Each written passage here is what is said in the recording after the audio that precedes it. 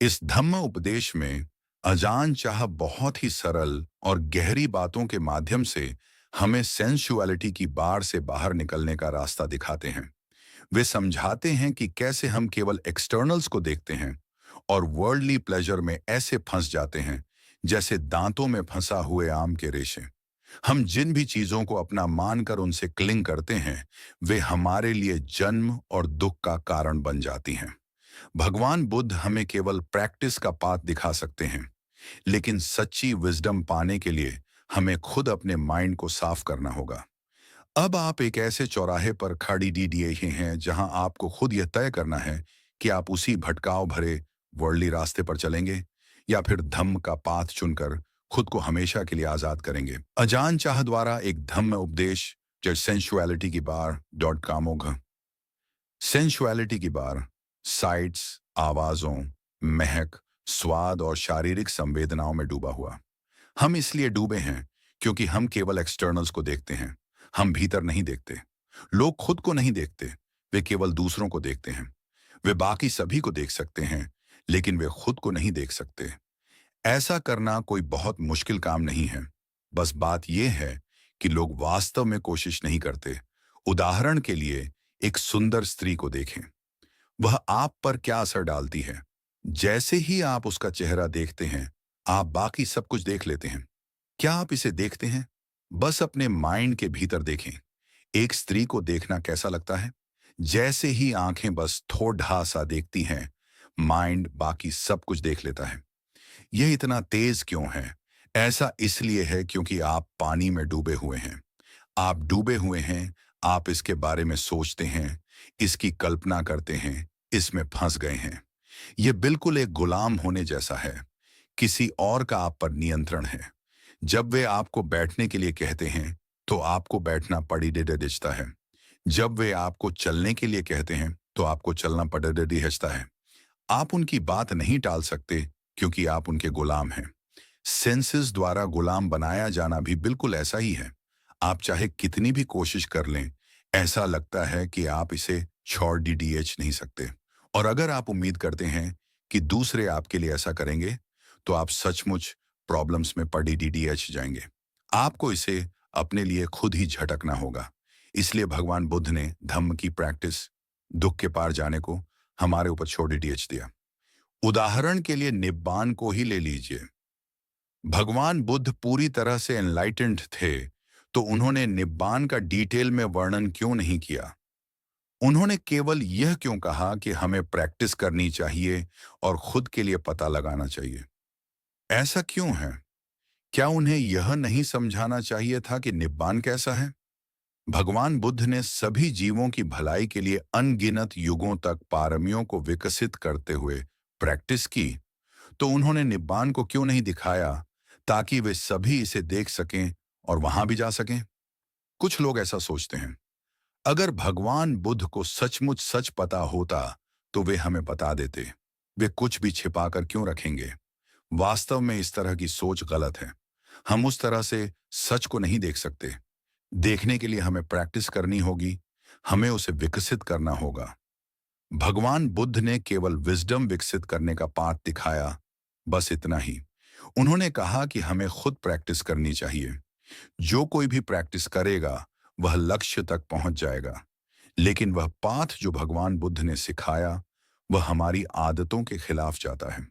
सादा रहना, रिस्ट्रेंट रखना। हम वास्तव में इन चीजों को पसंद नहीं करते। इसलिए हम कहते हैं, हमें पाथ दिखाइए, हमें निब्बान का पाथ दिखाइए, ताकि हम जैसे आराम पसंद करने वाले लोग भी वहां जा सकें। विजडम के साथ भी ऐसा ही है। भगवान बुद्ध आपको विजडम नहीं दिखा सकते।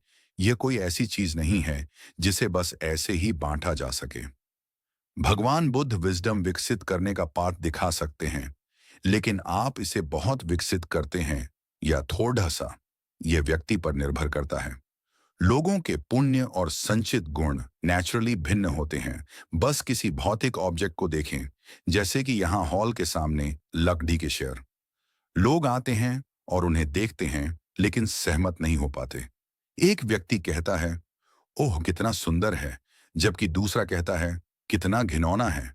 शेर तो एक ही है, सुंदर भी और बदसूरत भी। बस इतना ही यह जानने के लिए काफी है कि चीजें कैसी हैं। इसलिए धम्म का रियलाइजेशन कभी धीमा होता है, कभी तेज। भगवान बुद्ध और उनके शिष्य सभी इस मायने में एक जैसे थे कि उन्हें अपने लिए खुद प्रैक्टिस करनी पड़ जाती थी, लेकिन फिर भी वे उन्हें सलाह देने और प्रैक्टिस में टेक्निक्स देने के लिए शिक्षकों पर निर्भर रहते थे। अब जब हम धम्म सुनते हैं तो हम तब तक सुनना चाह सकते हैं जब तक कि हमारे सारे संदेह दूर न हो जाएं, लेकिन वे केवल सुनने से कभी दूर नहीं होंगे। संदेह केवल सुनने या सोचने से दूर नहीं होता। हमें सबसे पहले माइंड को साफ करना होगा। माइंड को साफ करने का मतलब है अपनी प्रैक्टिस को सुधारना। चाहे हम कितनी भी देर तक शिक्षक को सच के बारे में बात करते हुए सुने, हम केवल सुनने से उस सच को जान या देख नहीं सकते। अगर हमने ऐसा किया भी, तो यह केवल अनुमान या कल्पना के माध्यम से होगा। हालांकि भले ही केवल धम्म सुनने से रियलाइजेशन न हो, यह फायदेमंद है। भगवान बुद्ध के समय में ऐसे लोग थे जिन्होंने धम्म का रियलाइजेशन किया, यहां तक कि एक प्रवचन सुनते हुए उच्चतम रियलाइजेशन, अरहंत पद प्राप्त किया। लेकिन वे लोग पहले से ही अत्यधिक विकसित थे। उनके माइंड्स पहले से ही कुछ हद तक समझ चुके थे। यह एक फुटबॉल की तरह है। जब एक फुटबॉल में हवा भरी जाती है तो वह फैलती है। अब उस फुटबॉल की सारी हवा बाहर निकलने के लिए जोर लगा रही है, लेकिन ऐसा करने के लिए कोई छेद नहीं है। जैसे ही एक सुई फुटबॉल में चुभती है, हवा तेजी से बाहर निकल आती है। यह भी बिल्कुल वैसा ही है। उन शिष्यों के माइंड्स जो धम्म सुनते हुए इनलाइटेंड हुए थे, वे ऐसे ही थे। जब तक रिएक्शन पैदा करने वाला कोई माध्यम नहीं था, तब तक यह दबाव उनके भीतर था, बिल्कुल उस फुटबॉल की तरह। सच को छिपाने वाली इस बहुत छोटी सी चीज के कारण माइंड अभी तक आजाद नहीं हुआ था। जैसे ही उन्होंने धम्म सुना और उसने सही जगह पर चोट की, विजडम उत्पन्न हुई। वे तुरंत समझ गए, तुरंत लेट गो कर दिया और सच्चे धम्म का रियलाइजेशन किया। यह ऐसा ही था, यह आसान था। माइंड ने खुद को सीधा कर लिया, यह बदल गया या एक नजरिए से दूसरे नजरिए की ओर मुड़ गया। आप कह सकते हैं कि यह दूर था, या आप कह सकते हैं कि यह बहुत करीब था। यह कुछ ऐसा है जो हमें अपने लिए खुद करना होगा। भगवान बुद्ध केवल विजडम विकसित करने की टेक्निक्स ही दे सकते थे, और आज के शिक्षकों के साथ भी ऐसा ही है। वे धम्म उपदेश देते हैं, वे सच के बारे में बात करते हैं, लेकिन फिर भी हम उस सच को अपना नहीं बना पाते। क्यों नहीं? इसके ऊपर एक परत है जो इसे धुंधला कर रही है। आप कह सकते हैं कि हम डूबे हुए हैं, पानी में डूबे हुए हैं। कामोग, सेंसुअलिटी की बार, भवोग, बिकमिंग की बार। बिकमिंग या भव का अर्थ है जन्म का दायरा। सेंसुअल इच्छा साइट्स, आवाजों, स्वाद, महक, फीलिंग्स और विचारों से जन्म लेती है और इन चीजों के साथ पहचान बनाती है। माइंड मजबूती से पकड़ डीएच लेता है और सेंसुअलिटी में फंस जाता है। कुछ साधक ऊब जाते हैं, तंग आ जाते हैं, प्रैक्टिस से थक जाते हैं और आलसी हो जाते हैं। आपको बहुत दूर देखने की जरूरत नहीं है। बस ये देखिए कि कैसे लोग धम्म को अपने माइंड में नहीं रख पाते, और फिर भी अगर उन्हें डांटा जाए तो वे इसे सालों तक पकड़ डीडीएच कर रखेंगे। उन्हें शायद वर्षावास की शुरुआत में डांटा गया हो, और वर्षावास खत्म होने के बाद भी वे इसे नहीं भूले होते हैं। अगर यह बहुत गहराई तक चला जाए तो वे अपनी पूरी जिंदगी इसे नहीं भूलेंगे। लेकिन जब भगवान बुद्ध की शिक्षा की बात आती है, जो हमें संतुलित रहने, रिस्ट्रेंड रहने, ईमानदारी से प्रैक्टिस करने के लिए कहती है, तो लोग इन बातों को अपने दिल में क्यों नहीं उतारते? वे इन बातों को क्यों भूलते रहते हैं? आपको बहुत दूर देखने की जरूरत नहीं है, बस यहां हमारी प्रैक्टिस को देखें।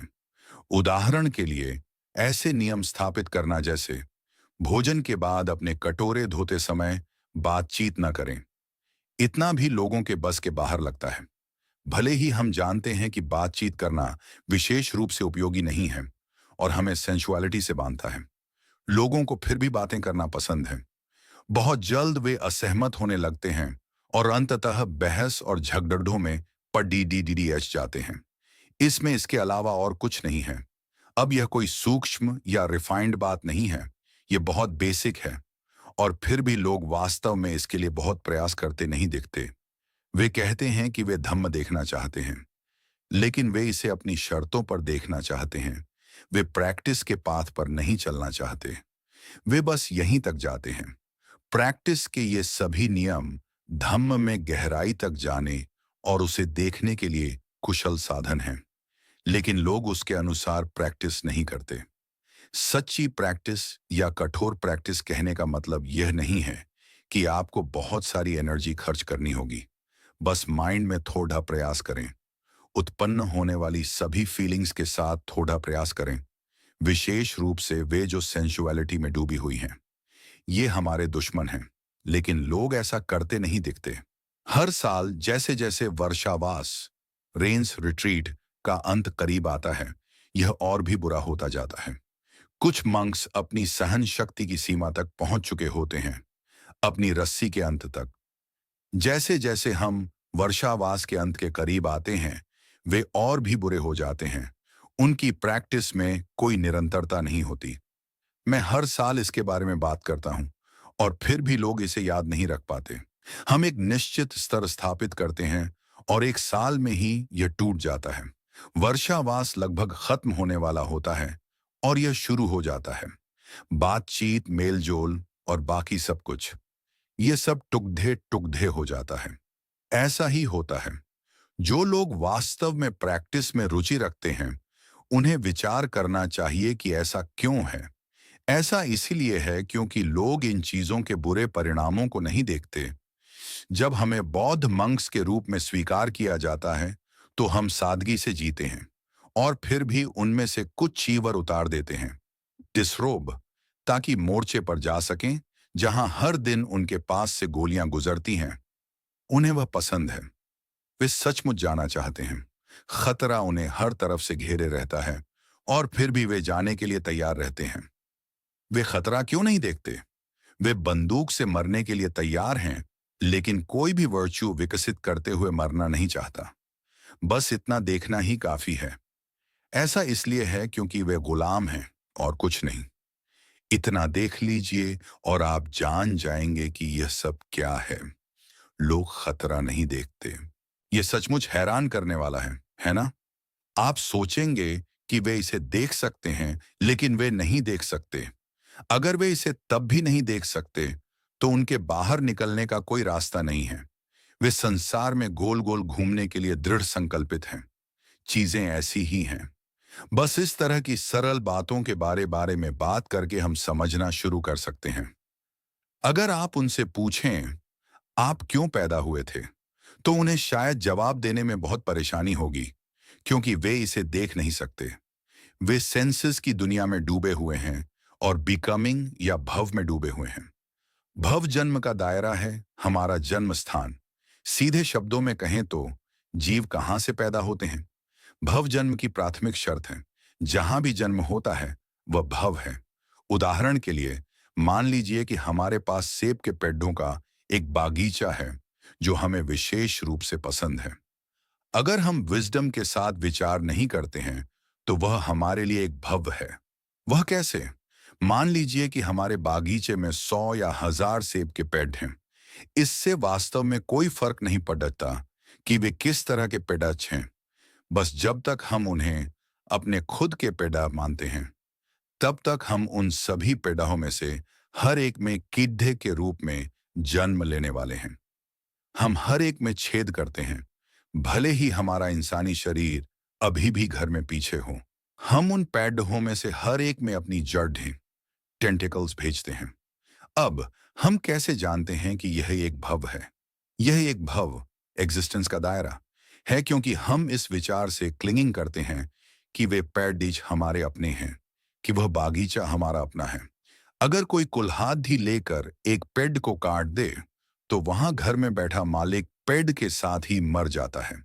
वह क्रोधित हो जाता है और उसे जाकर चीजों को सही करना पड़ता है। इसके लिए लड़ना और शायद जान से मारना भी पड़ता है। वह जगदा ही जन्म है। जन्म का दायरा पेड़ों का वह बागीचा है जिससे हम अपने रूप में क्लिंग करते हैं। हम ठीक उसी बिंदु पर पैदा होते हैं जहां हम उन्हें अपना मानते हैं उस भव से पैदा होते हैं। भले ही हमारे पास 1000 सेब के पेडियच हों, अगर कोई सिर्फ एक को काट दे तो यह मालिक को काटने जैसा होगा। हम जिस किसी भी चीज से क्लिंग करते हैं, हम वहीं पैदा होते हैं, हम वहीं मौजूद होते हैं। जैसे ही हम जानते हैं, हम पैदा हो जाते हैं। यह न जानने के माध्यम से जानना है। हम जानते हैं कि किसी ने हमारा एक पेड्डी काट दिया है, लेकिन हम यह नहीं जानते कि वे पेड वास्तव में हमारे नहीं हैं। इसे न जानने के माध्यम से जानना कहा जाता है। हम उस भव में जन्म लेने के लिए बाध्य हैं। वट कंडीशनड एग्जिस्टेंस का पहिया इसी तरह काम करता है। लोग भव से क्लिंग करते हैं, वे भव पर निर्भर होते हैं। अगर वे भव को संजोते हैं तो यह जन्म है, और अगर वे उसी चीज को लेकर दुख में पडीडीडी अच जाते हैं तो यह भी एक जन्म है। जब तक हम लेट गो नहीं कर सकते, हम संसार के चक्र में फंसे रहते हैं, एक पहिए की तरह गोल गोल घूमते रहते हैं। इसे देखिए, इसे कॉन्टेम्पलेट कीजिए। जिस भी चीज से हम खुद के रूप में या अपने रूप में क्लिंग करते हैं, वह जन्म की जगह है। जन्म होने से पहले एक भव, जन्म का दायरा होना चाहिए। इसलिए भगवान बुद्ध ने कहा, आपके पास जो कुछ भी है उसे रखें नहीं, उसे वहीं रहने दें, लेकिन उसे अपना न बनाएं। आपको इस रखने और न रखने को समझना होगा, उनके सच को जानना होगा। दुख में न तड़पें। वह जगह जहां से हम पैदा हुए थे, आप वहां वापस जाना और फिर से जन्म लेना चाहते हैं, है ना? आप सभी मंक्स और नोविसेस, क्या आप जानते हैं कि आप कहां से पैदा हुए थे? आप वहां वापस जाना चाहते हैं, है ना? ठीक वहीं, इस पर गौर करें। आप सभी तैयार हो रहे हैं। जैसे जैसे हम रिट्रीट के अंत के करीब पहुंचते हैं, आप वापस जाने और वहां जन्म लेने की तैयारी शुरू कर देते हैं। सचमुच आप सोचेंगे कि लोग समझ सकते हैं कि किसी व्यक्ति के पेट में रहना कैसा होगा, वह कितना असुविधाजनक होगा। जरा देखिए, केवल एक दिन के लिए अपनी कुटी में रहना ही काफी है। सभी दरवाजे और खिड़कियां बंद कर दें और आप पहले से ही घुटन महसूस करने लगते हैं। 9 या 10 महीने तक किसी व्यक्ति के पेट में पड्डे रहना कैसा होगा, इसके बारे में सोचें। लोग चीजों के नुकसान नहीं देखते। उनसे पूछें कि वे क्यों जी रहे हैं या वे क्यों पैदा हुए हैं, और उन्हें कोई अंदाजा नहीं है। क्या आप अभी भी वहां वापस जाना चाहते हैं? क्यों? यह स्पष्ट होना चाहिए, लेकिन आप इसे नहीं देखते। आप इसे क्यों नहीं देख सकते? आप किस चीज पर अटके हुए हैं? आप किस चीज को पकड़े हुए हैं? इसे अपने लिए खुद सोचें। ऐसा इसलिए है क्योंकि बिकमिंग और जन्म का एक कारण है। बस मुख्य हॉल में रखे उस संरक्षित, प्रिजर्व्ड बच्चे को देखें। क्या आपने उसे देखा है? क्या कोई उससे घबराता नहीं है? नहीं, कोई उससे नहीं घबराता। अपनी मां के पेट में लेटा एक बच्चा बिल्कुल उस संरक्षित बच्चे जैसा ही होता है, और फिर भी आप वैसी और चीजें बनाना चाहते हैं, और यहां तक कि खुद भी वहां वापस जाकर डूबना चाहते हैं। आप इसका खतरा और प्रैक्टिस का लाभ क्यों नहीं देखते? आपने देखा, यही भव्य है। जाड़ी डडेडेज ठीक वही है। ये उसी के चारों ओर घूमता है। भगवान बुद्ध ने इस बिंदु को कंटेम्पलेट करना सिखाया। लोग इसके बारे में सोचते हैं, लेकिन फिर भी नहीं देखते। वे सभी फिर से वहां वापस जाने के लिए तैयार हो रहे हैं। वे जानते हैं कि वहां अंदर बहुत आरामदायक नहीं होगा। अपनी गर्दन फंदे में डालना सचमुच असुविधाजनक है। वे फिर भी अपना सिर वहां रखना चाहते हैं। वे इस बात को क्यों नहीं समझते? यहीं पर विजडम काम आती है, जहां हमें कॉन्टेम्पलेट करना चाहिए। जब मैं इस तरह बात करता हूं तो लोग कहते हैं, अगर ऐसा है तो हर किसी को मंक्स बनना पड़ेगा, और फिर दुनिया कैसे चल पाएगी? आप कभी भी हर किसी को मंक्स नहीं बना पाएंगे, इसलिए चिंता ना करें। दुनिया यहाँ डिल्यूडेड जीवों के कारण है, इसलिए यह कोई छोटी बात नहीं है। मैं पहली बार 9 साल की उम्र में एक नॉविस बना था। मैंने बहुत पहले से ही प्रैक्टिस शुरू कर दी थी, लेकिन उन दिनों मैं सचमुच नहीं जानता था कि यह सब किस बारे में था। मुझे तब पता चला जब मैं एक मंक बना। एक बार जब मैं एक मंक बन गया तो मैं बहुत सतर्क हो गया।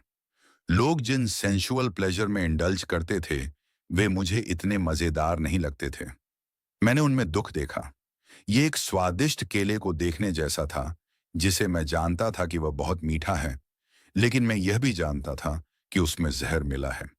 वह चाहे कितना भी मीठा या ललचाने वाला क्यों ना हो, अगर मैंने उसे खाया तो मैं मर जाऊंगा। मैंने हर बार इस तरह विचार किया। हर बार जब मैं केला खाना चाहता था, तो मैं उसके भीतर रचे हुए जहर को देखता था। और इस तरह अंततः मैं उन चीजों से अपनी रुचि वापस ले सका। अब इस उम्र में ऐसी चीजें बिल्कुल भी ललचाने वाली नहीं हैं। कुछ लोग जहर को नहीं देखते, कुछ इसे देखते हैं, लेकिन फिर भी अपनी किस्मत आजमाना चाहते हैं। अगर आपके हाथ में घाव है तो जहर को न छुएं, यह घाव में रिस सकता है। मैं भी इसे आजमाने पर विचार किया करता था। जब मैंने 5 या 6 साल तक एक मंक के रूप में जीवन बिताया था, तो मैंने भगवान बुद्ध के बारे में सोचा। उन्होंने 5 या 6 साल तक प्रैक्टिस की और उनका काम पूरा हो गया। लेकिन मुझे अभी भी वर्ल्डली जीवन में रुचि थी, इसलिए मैंने उसमें वापस जाने के बारे में सोचा। शायद मुझे जाकर कुछ समय के लिए दुनिया बनानी चाहिए। मुझे कुछ एक्सपीरियंस और सीख मिलेगी।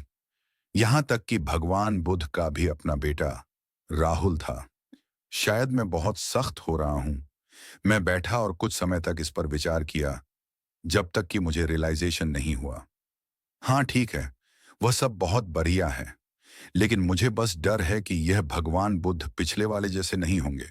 मेरे अंदर एक आवाज ने कहा, मुझे डर है कि यह भगवान बुद्ध बस कीचड़ में डूब जाएंगे, पिछले वाले की तरह नहीं। और इसलिए मैंने उन वर्ल्डली विचारों का विरोध किया। मेरे छठे या सातवें वर्षावास से लेकर 20वें तक मुझे सचमुच एक लड़ाई लड़नी पड़ी। इन दिनों लगता है कि मेरी गोलियां खत्म हो गई हैं। मैं लंबे समय से गोलियां चला रहा हूं। मुझे बस डर है कि आप युवा मंक्स और नोविसेस के पास अभी भी बहुत सारा गोला बारूद है। आप बस जाकर अपनी बंदूकें आजमाना चाह सकते हैं। ऐसा करने से पहले सावधानी से विचार करें। सेंसुअल इच्छा की बात करें तो इसे छोड़ना मुश्किल है।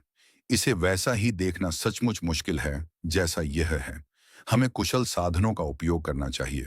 सेंसुअल प्लेजर को आम खाने जैसा समझें, जिसके रेशे आपके दांतों में फंस जाता है। भोजन पूरा करने से पहले आपको इसे बाहर निकालने के लिए एक टूथपिक ढूंढनी पड़ती है। जब आम के रेशे बाहर आ जाता है, तो आप कुछ समय के लिए कुछ राहत फील करते हैं। शायद आप यह भी सोचते हैं कि आप अब और आम नहीं खाएंगे, लेकिन जब आप इसे फिर से देखते हैं, तो आप खुद को रोक नहीं पाते। आप कुछ और खाते हैं और फिर यह दोबारा फंस जाता है। जब यह फंस जाता है, तो आपको इसे फिर से निकालना पड़ता है, जिससे एक बार फिर कुछ राहत मिलती है, जब तक कि आप कुछ और आम नहीं खा लेते। इसमें बस इतना ही है। सेंसुअल प्लेजर बिल्कुल ऐसे ही होते हैं, इससे बेहतर नहीं। जब आम के रेशे आपके दांतों में फंस जाता है, तो परेशानी होती है। आप एक टूथपिक लेते हैं और उसे निकालते हैं और कुछ राहत का एक्सपीरियंस करते हैं। इस सेंसुअल इच्छा में इसके अलावा और कुछ नहीं है। दबाव बढ़ता जाता है और बढ़ता जाता है, जब तक कि आप थोड़ा सा बाहर नहीं निकाल देते। ओह, बस इतना ही है। मुझे नहीं पता कि यह सारा हंगामा किस बारे में है। मैंने ये चीजें किसी और से नहीं सीखी। मेरी प्रैक्टिस के दौरान ये मेरे मन में आई। मैं मेडिटेशन में बैठता था और सेंसुअल प्लेजर पर एक लाल चींटियों के घोंसले की तरह विचार करता था। कोई लकड़ी का एक टुकड़ा लेता है और घोंसले में तब तक कोंचता है, जब तक कि चींटियां दौड़ती हुई बाहर नहीं आ जाती। लकड़ी पर रेंगते हुए उनके चेहरों तक पहुंच जाती हैं, उनकी आंखों और कानों को काटती हैं, और फिर भी वे उस मुसीबत को नहीं देखते जिसमें वे हैं। हालांकि यह हमारी क्षमता से बाहर नहीं है।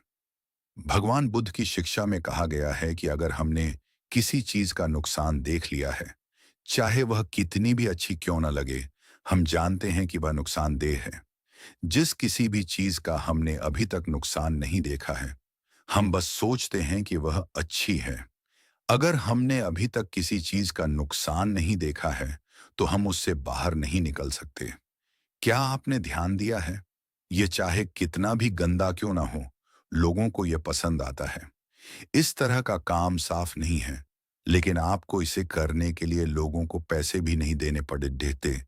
वे खुशी खुशी अपनी इच्छा से करेंगे। अन्य तरह के गंदे कामों के साथ भले ही आप अच्छी मजदूरी दें, लोग उसे नहीं करेंगे, लेकिन इस तरह के काम के लिए वे खुशी खुशी खुद को सौंप देते हैं। आपको उन्हें पैसे भी नहीं देने पड़ते। ऐसा भी नहीं है कि यह साफ काम है, यह गंदा काम है। फिर भी लोगों को यह क्यों पसंद है? आप कैसे कह सकते हैं कि लोग बुद्धिमान हैं जब वे इस तरह व्यवहार करते हैं? इसके बारे में सोचें। क्या आपने कभी यहाँ मोनास्ट्री के मैदान में कुत्तों पर ध्यान दिया है? उनके झुंड के झुंड हैं। वे एक दूसरे को काटते हुए इधर उधर दौड़ते हैं। उनमें से कुछ तो अपाहिज भी हो जाते हैं। एक और महीने या उसके आसपास वे फिर से इसी में लग जाएंगे। जैसे ही कोई छोटा कुत्ता झुंड में घुसता है, बड़े कुत्ते उस पर झपट पड़ते हैं। वह चीखता हुआ बाहर आता है, अपने पैर को अपने पीछे घसीटता हुआ। लेकिन जब झुंड आगे दौड़ता है, तो वह लंग ढाता हुआ उनके पीछे जाता है। वह बस एक छोटा सा कुत्ता है, लेकिन वह सोचता है कि एक दिन उसे अपना मौका मिलेगा। वे उसके लिए उसका पैर काट लेते हैं और उसकी परेशानी के बदले उसे बस यही मिलता है। पूरे प्रजनन के मौसम के दौरान उसे शायद एक मौका भी न मिले। आप इसे यहाँ मॉनेस्ट्री में खुद देख सकते हैं। ये कुत्ते जब झुंड में भौंकते हुए इधर उधर दौड़ते हैं, मुझे लगता है कि अगर वे इंसान होते तो वे गाने गा रहे होते। वे सोचते हैं कि यह इतना बड़ा मजा है कि वे गाने गा रहे हैं, लेकिन उन्हें इस बात का कोई अंदाजा नहीं है कि वह क्या चीज है जो उनसे यह करवाती है। वे बस आंखें बंद करके अपनी इंस्टिंक्ट्स का पालन करते हैं। इसके बारे में सावधानी से सोचें। अगर आप सचमुच प्रैक्टिस करना चाहते हैं, तो आपको अपनी फीलिंग्स को समझना चाहिए। उदाहरण के लिए, मंक्स, नोविसिस या आम लोगों के बीच आपको किसके साथ मेलजोल रखना चाहिए? अगर आप उन लोगों के साथ जुट जाते हैं जो बहुत बातें करते हैं, तो वे आपको भी बहुत बातें करने के लिए प्रेरित करते हैं। आपका अपना हिस्सा पहले से ही काफी है, उनका हिस्सा और भी ज्यादा है। उन्हें एक साथ रख दें और वे फटपट डसते हैं। लोग उन लोगों के साथ मेल जोल रखना पसंद करते हैं जो बहुत बकवास करते हैं और फालतू की चीजों के बारे में बात करते हैं। वे बैठकर घंटों तक उसे सुन सकते हैं। जब धम्म सुनने, प्रैक्टिस के बारे में बात करने की बात आती है, तो सुनने के लिए कुछ ज्यादा नहीं होता। जैसे धम्म उपदेश देते समय, जैसे ही मैं शुरू करता हूं, नमो तस्स भगवतो एनाथा, वे सभी पहले से ही नींद में होते हैं। वे उपदेश को बिल्कुल भी ग्रहण नहीं करते। जब मैं एवं पर पहुंचता हूं, तो वे सभी अपनी आंखें खोलते हैं और जाग जाते हैं।